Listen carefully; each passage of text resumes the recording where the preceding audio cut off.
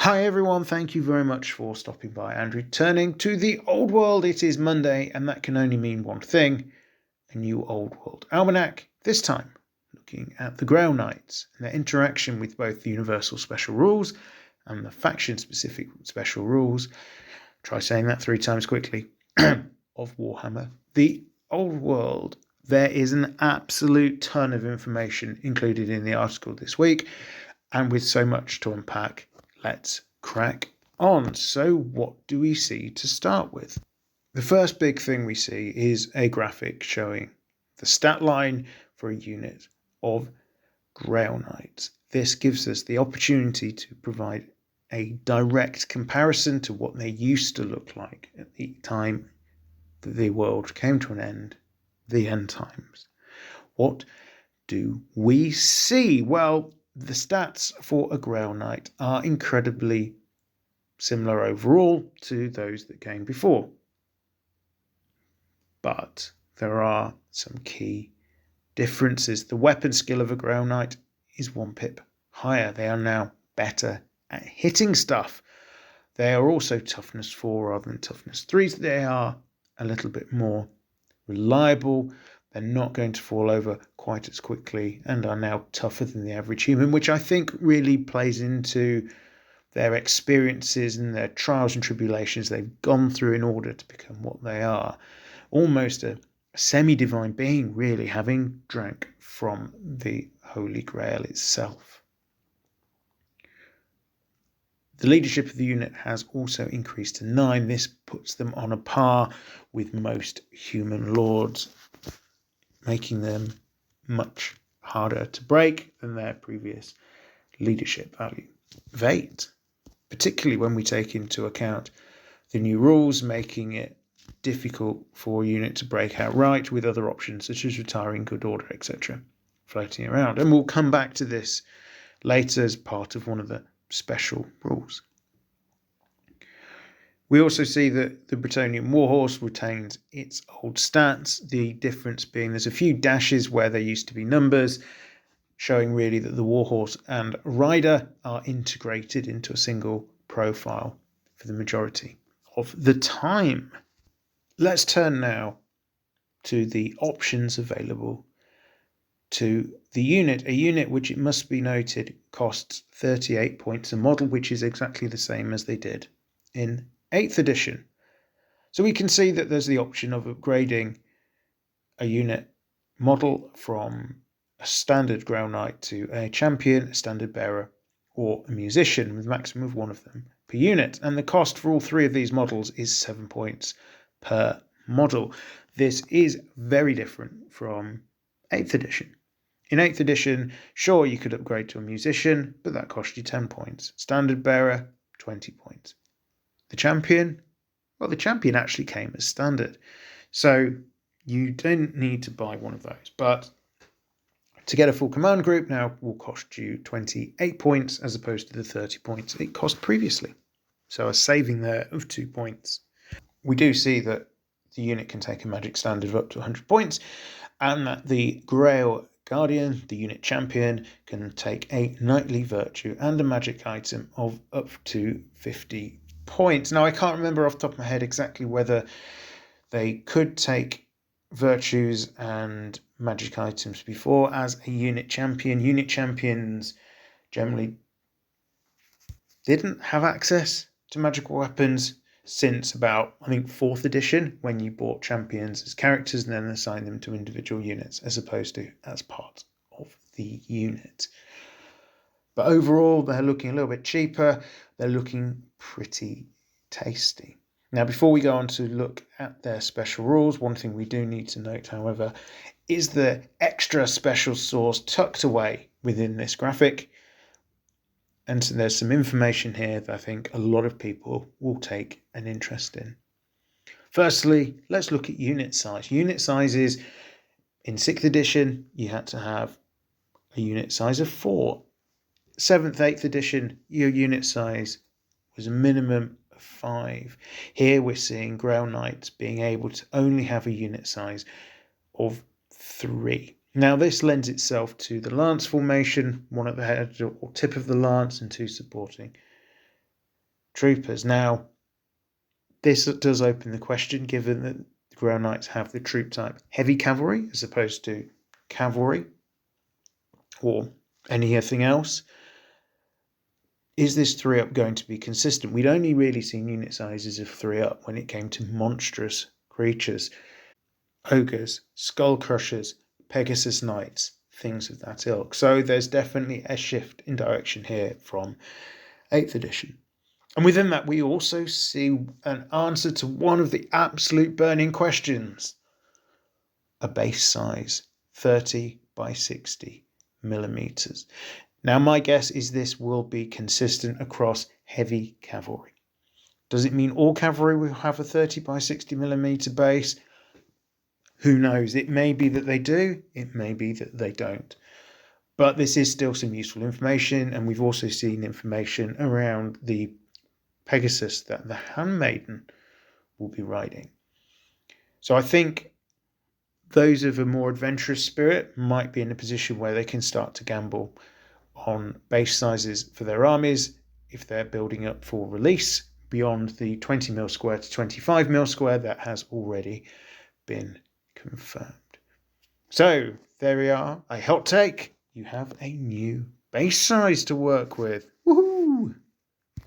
The next part of the article is a graphic that tells us around the special rules for the weapon, the lance. Now, the graphic itself doesn't explain everything. We do need some of the accompanying text to make sense of this. For example, the lance says it ranges combat. Yeah, that makes sense. Strength is strength of the model +2. Fine. It has an armor penetration value of -2, so we'll knock down an enemy's armor save by 2 pips, but it also has armor bane 1. Now, the reason I say we need the accompanying text for this is because the graphic doesn't make clear that the lance gives a +2 to strength on a turn the unit charged. Without that information, it looks like the lance effectively becomes a great weapon, and that's not the case. Before we move on, just a quick note around, I think, the range of the lance and being noted as to combat. And while I said, yeah, makes all perfect sense, what it does mean is, I think this confirms there's no shenanigans around reach of weapons. In some rule systems, weapons like spears, pikes, lances may have an extra bit of reach over other kinds of weapons. That's not the case here, so it is going to be about pure base-to-base combat. Okay, so armor penetration and special rules.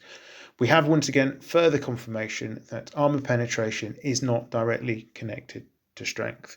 So Bretonnians in the past at strength 4 on the charge would have been strength 6. That would have been a -3 to armor penetration. Now it's -2 when using the lance. But we also see armor bane, and we get a better understanding of what armor bane is all about.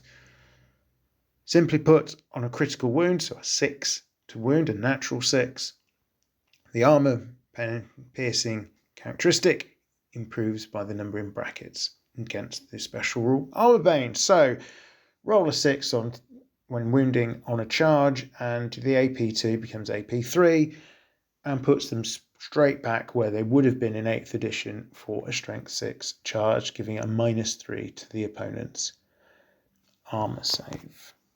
From here, the article goes on to talk about the universal special rules and says there's about 75 of them in the game. Now, this sounds like an absolutely huge number, particularly if we're going to be taking into account a large number of faction-specific special rules. However, I do see a benefit in this. So if by having so many universal special rules, it limits the number of faction-specific rules, and certainly I'm hoping we don't see rules bloat when it comes to this, I think it's something that's actually better for the player experience. Why? Well, if not all of the rules are all in the same place in the rulebook, it means all players will have access to them. If you point at a unit of cavalry and go, they've got X, Y, and Z rules, your opponent should understand that. It's so much easier than saying, this unit's got this rule, this rule, this rule, and now I have to explain what this rule, this rule, this rule does, because you've not necessarily seen those rules because they're tucked away in a PDF, they're tucked away in an army book. that you won't necessarily have read. So overall, the more of the rules that are packaged together in the core rulebook, the better. The article then goes on to discuss some of the special rules for Bretonnians, talking about the blessing of the lady. Now, this is an army-wide rule for Bretonnians, where instead of rolling to see who goes first, as you'd normally expect in a game, the Bretonnians may pray for protection and get a 6-up ward save against any wound suffered and a 5-up ward save against strength 5 or higher hits. Now, on the face of it, this does look a little bit different to how it looked in 8th edition. Now, my recollection of the 8th edition version of this rule is that the ward save applied to shooting attacks, not necessarily to attacks in combat. This distinction isn't made clear here. So it is possible maybe that it applies as a ward save more consistently than in previous editions of the game. The other difference is this is stated to be an army-wide rule.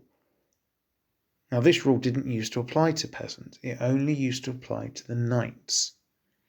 So if this, again, is correct within the article, then we're seeing a subtle shift and giving extra protection to the peasant infantry and cavalry and war machine users that will be supporting the Bretonnian force on the field. One consistency that does remain, however, is it is possible to lose the blessing of the lady by fleeing or a character declining a challenge. So it's not an absolute dead cert that you're going to have this for the entire game. The article then goes on to talk about Countercharge. And this special rule is absolutely not what I thought it was going to look like. So Countercharge is said to be effective against monsters, cavalry, and chariots. And in this example of the Grail Knights, if they're charged by units such as those from a distance longer than their attacker's movement characteristic, they can move their horses forward d3 plus 1 inches, with both parties counting as charging. This then means initiative comes into play. So what does this tell us? This tells us that a unit on the charge will probably be striking first, so a return to the days before 8th edition where it was all about initiative. Getting the charge suddenly becomes so much more important. But there's an omission here which I think is particularly interesting, which is that cavalry can't necessarily countercharge infantry.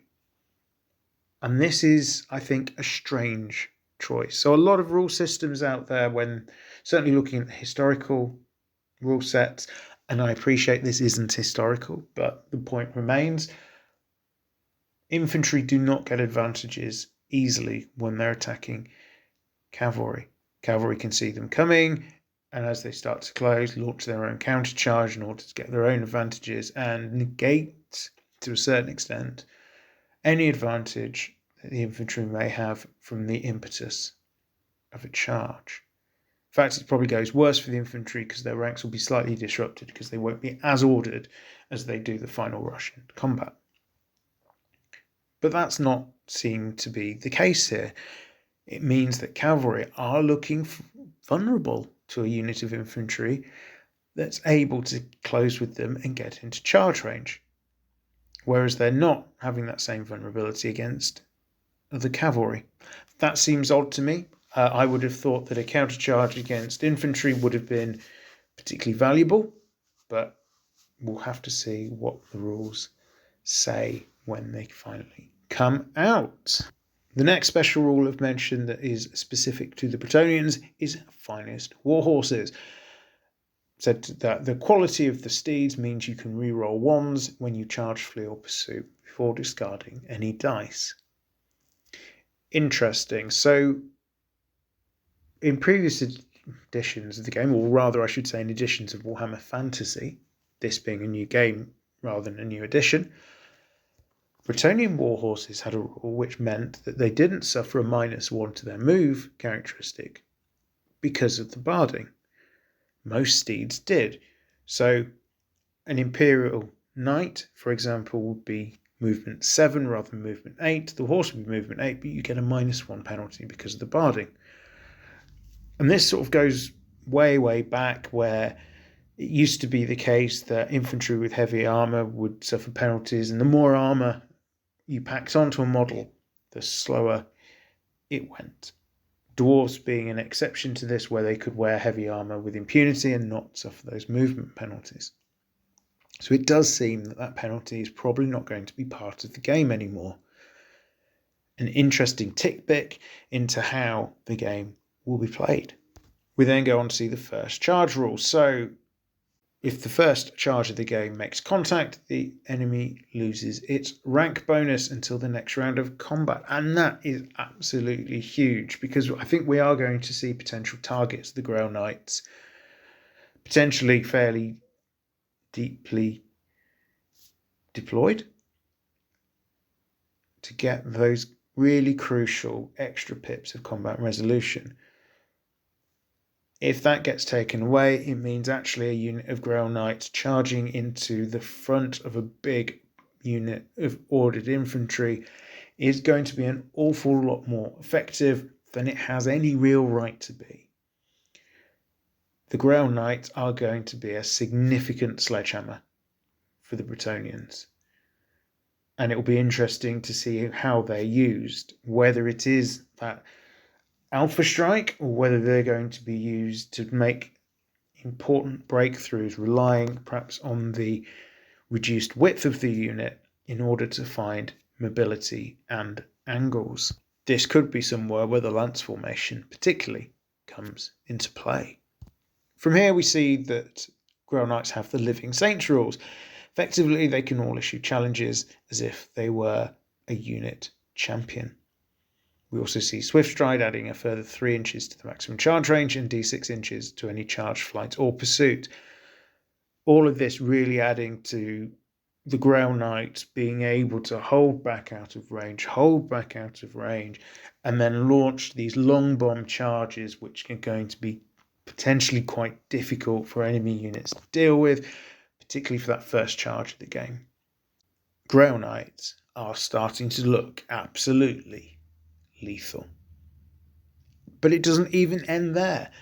The Grail Vow gives them other benefits. They are not affected by fear or terror. They fight with magical attacks.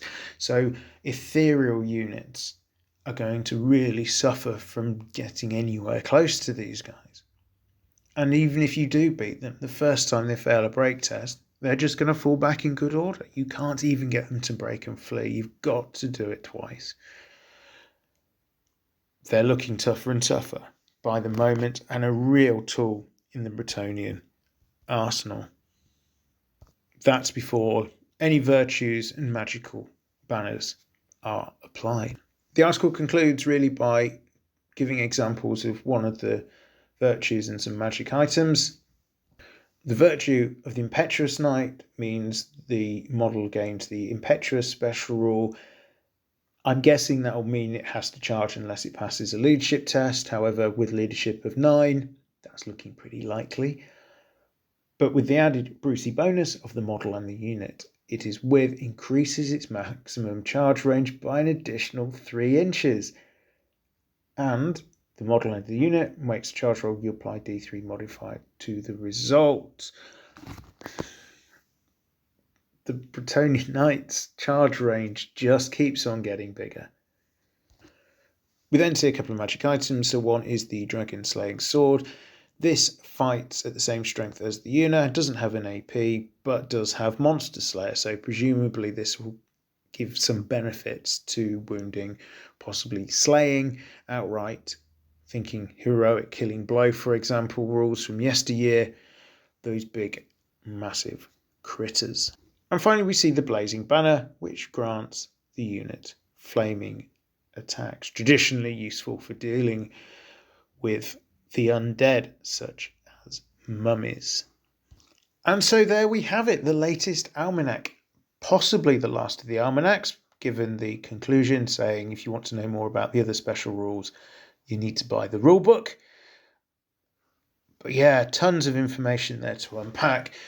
Lots of interesting tidbits, which I think demonstrate this is going to be quite a complex game with a lot of detail. There's going to be a lot of aspects of this game to master in order to correctly determine your tactics. on the field. Looking at this, I have to say, this does absolutely nothing to dampen my excitement, and I'm really looking forward to seeing what crops up. Is there a particular aspect of this article you've been interested in? Are you more or less excited about the release of Warhammer the Old World? Do let me know in the comments down below. All that remains for me to say is thank you very much for listening. If you've enjoyed this video and others like it, do please consider subscribing. It's the best way of helping the channel, along with the few minutes of your time listening to the video. Once again, thank you very much for listening. I am returned to the old world. Have a great day.